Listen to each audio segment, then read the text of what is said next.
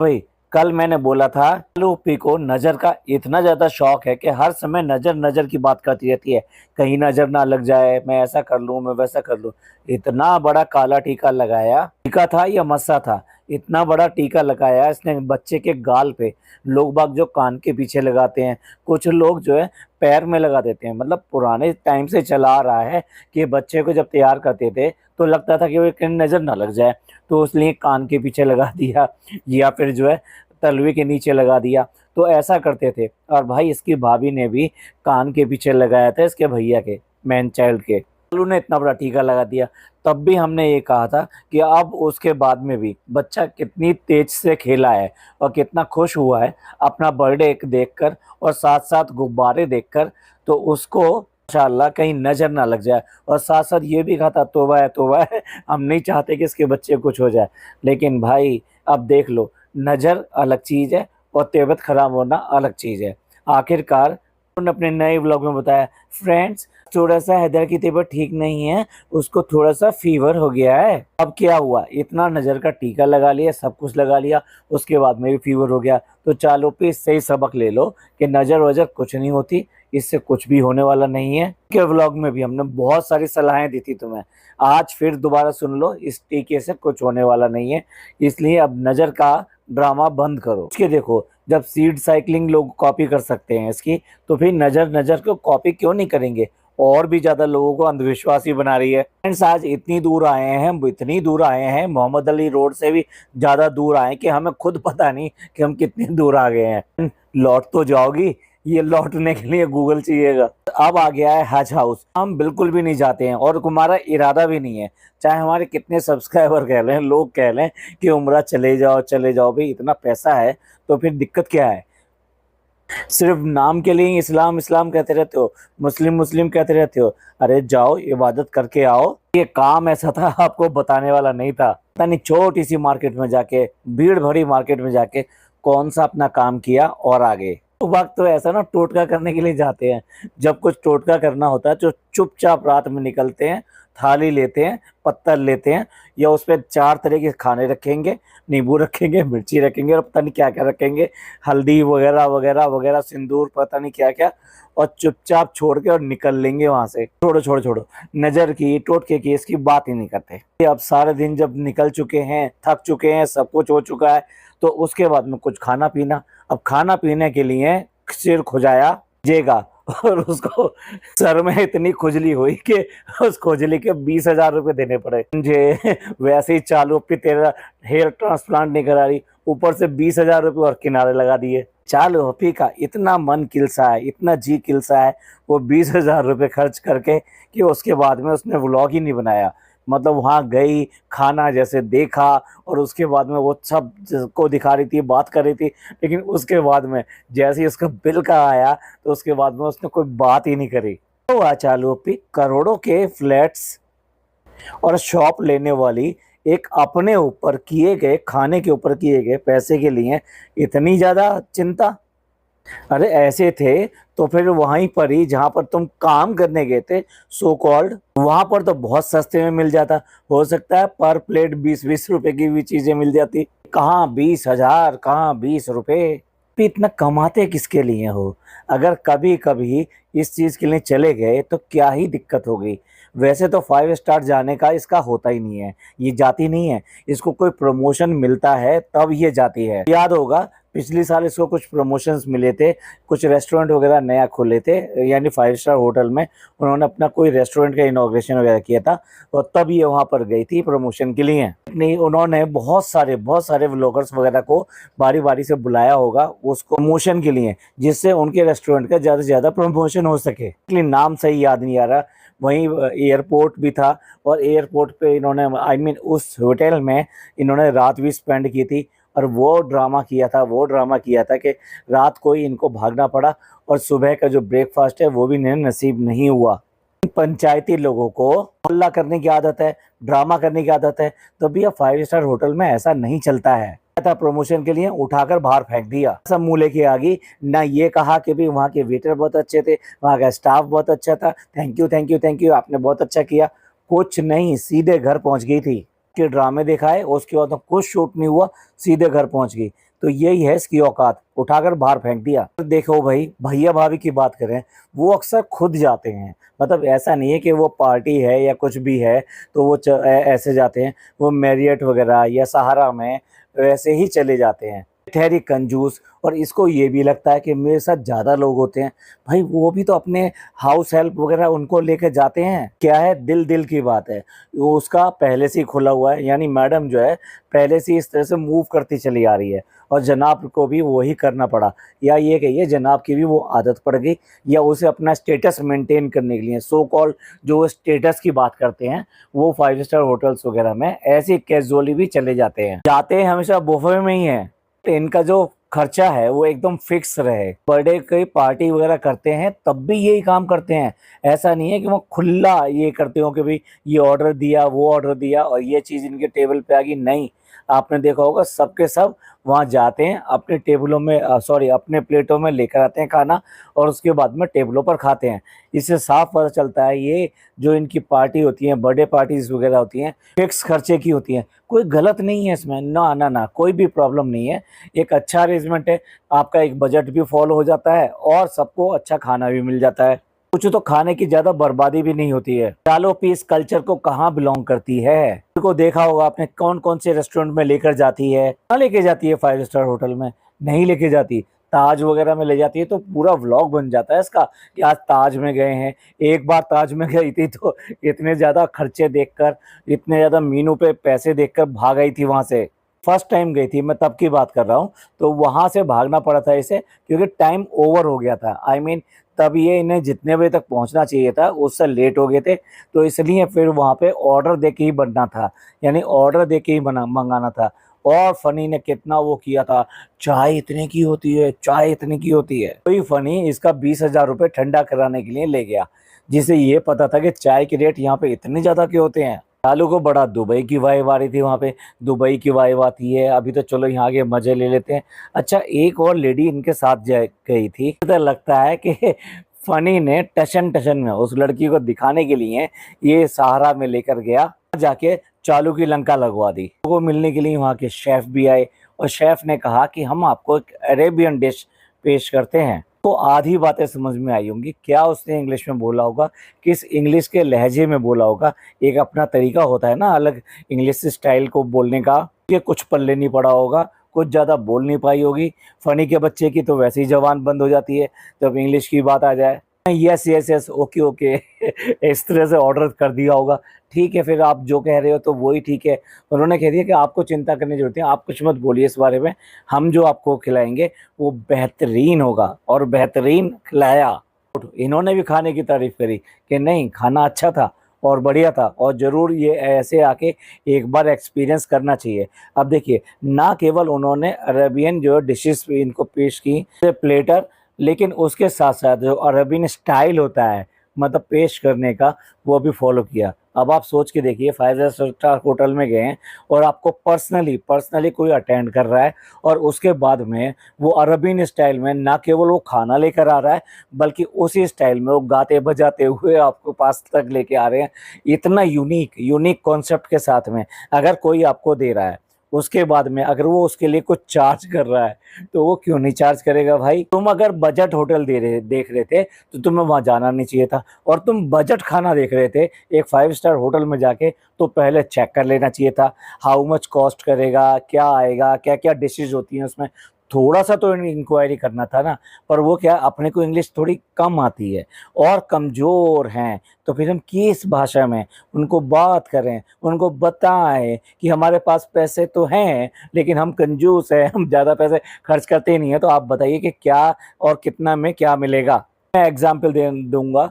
China गए थे और जापान गए थे, तो वहाँ पर जब वो खाना ऑर्डर किया जाता था तो मैं बहुत क्लियरली उनसे पूछता था इसमें क्या आने वाला है, व्हाट आर द इंग्रेडिएंट्स, मतलब क्या क्या चीज़ों से मिलकर ये खाना बना होगा। हम मुस्लिम लोग कुछ भी नहीं खा सकते ऐसे, पूछना पड़ता है कि किस तरह का नॉन वेज है, नॉन वेज है भी या नहीं है, उसमें कुछ और है क्या है। कौन सी ऐसी शर्म की बात है, वॉट एवर लैंग्वेज आपको आती हो उस तरीके से पूछ लीजिए। फर्स्ट टाइम जापान गया था, तब मोबाइल्स नहीं थे। इंडिया में मोबाइल जो आया था वो 99 में आया था। टाइम जब जापान गए थे तो बहुत सारी बातें पेपर पे स्केच करके हम समझाया करते थे हमको क्या चीज़ चाहिए। कम्युनिकेशन तो बहुत क्लियर होना बहुत ज़रूरी है।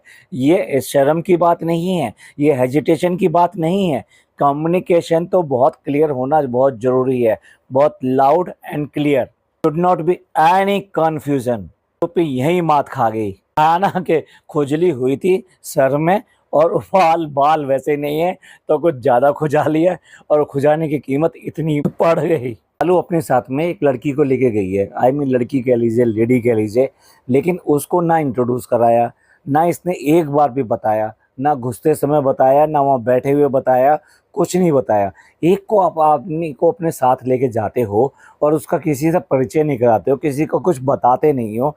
इवन ये भी नहीं बताया इसने किस काम के लिए गई थी। इससे पहले भी एक दो बार इसने, फ्रेंड्स हम गए थे, हमने अपनी मीटिंग कही थी और उसके बाद में हम आ गए। चलो पीस चल क्या रहा है, क्या क्या खिचड़ी पकड़ी है, कोई नया आने वाला है वेंचर, बताओ मत बताओ और बिल्कुल मत बताना, ठीक है। लेकिन ये भी वादा है कि हम खोज निकालेंगे इसको। चलो पिक क्या करने वाली है, नो सीसीटीवी, लेकिन हाँ खोज निकालेंगे। शेफ सारी डिश को एक्सप्लेन कर रहा है कि कौन सी चीज़ क्या है और ऐसे समझ रहे हैं जैसे इन्हें सब कुछ समझ में आ रहा है और मैं बता रहा हूँ फेस से लग रहा है इन्हें कुछ समझ में नहीं आ रहा है। का डायलॉग, हमको कुछ नहीं पता। समझ में आया कि जब वो जाने लगे तो फनी भैया ने, हाँ हाँ मैं फनी भैया कह रहा हूँ, ठीक है यार गंजा उंजा कह लिया चलता है यार मजाक वजाक में, लेकिन फनी भैया ने थम्स अप दिया, थम्स अप। ओ सब कुछ समझ में आ गया, सब बहुत बढ़िया है। मुंह से एक लफ्ज नहीं निकला इस बंदे के। अब बता दो एक बार, ये जो है इसने अपनी जिंदगी में क्या क्या नहीं देखा।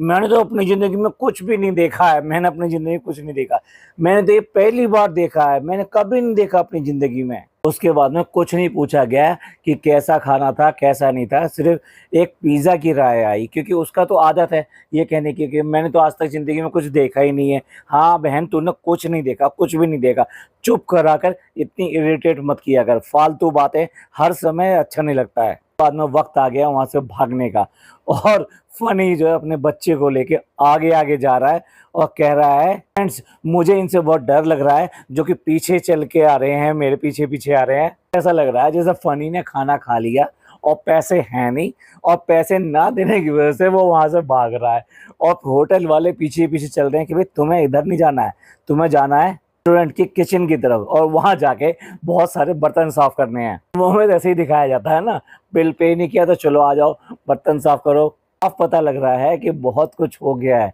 इतनी सी देर में बहुत कुछ सुना दिया गया है और इसलिए उसे डर लग रहा है इस बात का कि वो बहुत पेलने वाली है। कार 1 मिनट में उसने 20,000 रुपये ठंडे करा दिए। 1,000 रुपये में तो वो 10 बार खाना खाने जाती, 2-2 हज़ार रुपये के। तो फ्रेंड्स स्ट्रीट फूड खा लेते, कॉस्टली था खाना। तो ना मेरे को गाली मत देना, मेरी गलती है प्लीज। जब ये सरेआम माफी मांग रहा था तो वो लेडी जो साथ में है वो भी साथ में है, उसके सामने ये सारी बातें हो रही है कि खाना बहुत महंगा था, इसके लिए वो माफी मांग रहा है और गलती हो गई है उससे और चालू बहुत बुरा भला कहेगी। तो वहां तक वो लड़की है इसलिए जो हंस रही है।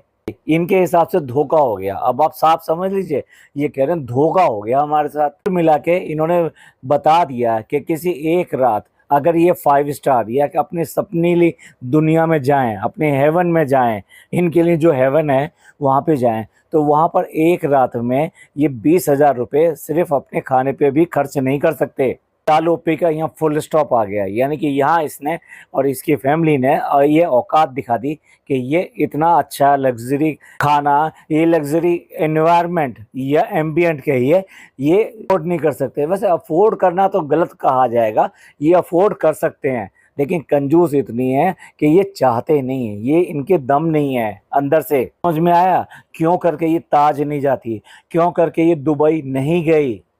क्योंकि ये दुबई जाती और सबको लेके जाती तो कितना ही खर्चा इसका होना था। ये लड़ते झगड़ते प्यार मोहब्बत कुछ भी कह लीजिए, ये रास्ते में कहीं एक शॉट नहीं दिखाया इन्होंने, अब कोई समुद्र नहीं दिखाया, अब कोई सी लिंक नहीं दिखाया, अब कोई टर्मिनल का बोर्ड नहीं दिखाया, कि एटीसी का टावर नहीं दिखाया जो हर बार ये आते जाते दिखाती हुई आती थी। प्लेन जो लैंड किया घर पर और वो भी अगले दिन शूट कर रही है और यहाँ पर जो है ट्रेडमिल पे चढ़ने की कोशिश कर रहा है और फटाफट वहां से टॉवल उठाती है, क्योंकि ट्रेडमिल तो इनका चलता नहीं है, वो तो सिर्फ टॉवल टांगने के लिए स्टैंड है। पता है लोग बाग जो देखेंगे तो बोलेंगे जरूर, अरे हटाने से पहले हमने तो देख लिया देख लिया देख लिया। इसको बिल्कुल भी शांत नहीं हो रहा है, जो इसके पैसे खर्च हुए हैं ना वो रियलाइज नहीं हो कर पा रही है, अपने आप को ढांढस बंधा नहीं पा रही कि मेरे 20,000 रुपये कैसे निकल गए।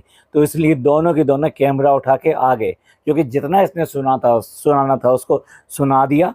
अब आइए लोगों से बात करने के लिए कि फ्रेंड्स आज हम गए थे और हमारे साथ में बड़ा शौक हो गया। वहाँ गए और वहाँ जाकर हमने मेनू कार्ड देखा और इतने में हमारे शेफ़ आ गए और शेफ़ से हमने पूछा वेज में क्या है नॉन वेज में क्या है, पर उन्होंने कहा कि आप रहने दीजिए, आप मेरे पर छोड़ दीजिए, मैं आपको जो है एक अच्छा डिश देता हूँ। शेफ़ की स्पेशल डिश आपके पास आई है, एक जनरल खाना नहीं आया है। मुझे लगा था कि कुछ जो है इसमें कॉस्टली आएगा, यानी बहुत ज़्यादा महंगा आएगा, पर चालू कहती है नहीं मुझे नहीं लगा। हमको लगा कि एक प्लेटर आएगा, लेकिन जब बिल आया तो बिल में प्लेटर में एक एक चीज़ का जो है बिल जो ऐड किया हुआ था। नो नो नो नो, ऐसा नहीं होता। प्लेटर का सिंगल बिल भी दे देते तो ही क्या हो जाता, तब भी तो 20,000 का था और उन्होंने ब्रेकअप करके दिया।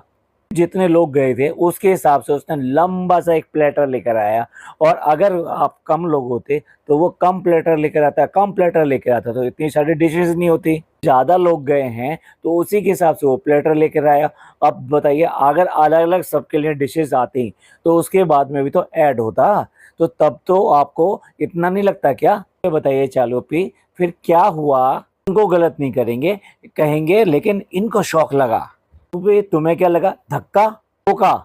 एक्सपीरियंस बहुत अच्छा था। अगर आप एक्सपीरियंस के लिए जाना चाहते हैं, दुबई की वाइब के लिए जाना चाहते हैं, तो उसके लिए मतलब 20,000 रुपये सही है, तो फिर प्रॉब्लम किस बात की है? तुम्हें दुबई की वाइब मिली है, एक अच्छा एक्सपीरियंस मिला है, उसके बाद में भी एक 20,000 रुपये के लिए मिला ला रहा है। अरे ये सोच लेते भाई कि इतना अच्छा हम एंजॉय करके आए, बहुत अच्छा एंजॉय करके आए।